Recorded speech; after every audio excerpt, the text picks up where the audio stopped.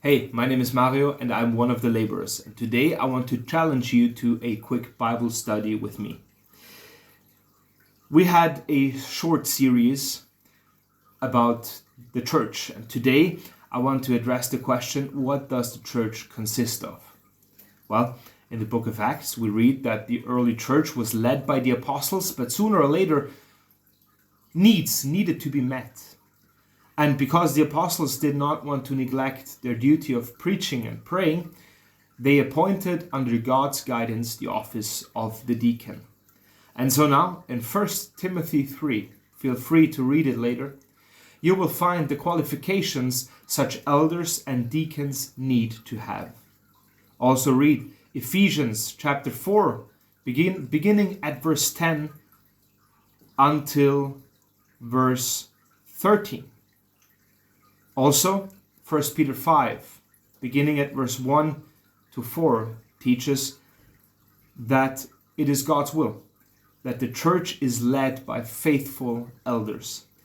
And in many places nowadays we see that there is a difference between pastors and elders, but really these distinctions are not biblical.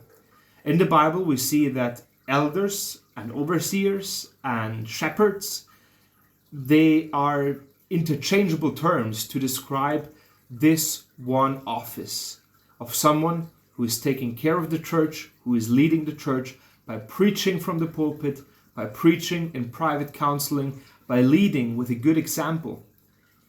And to be honest,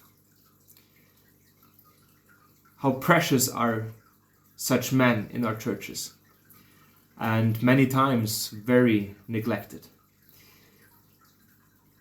It is God's will that the church has such men, such deacons, and such elders who lead, because otherwise many will go astray.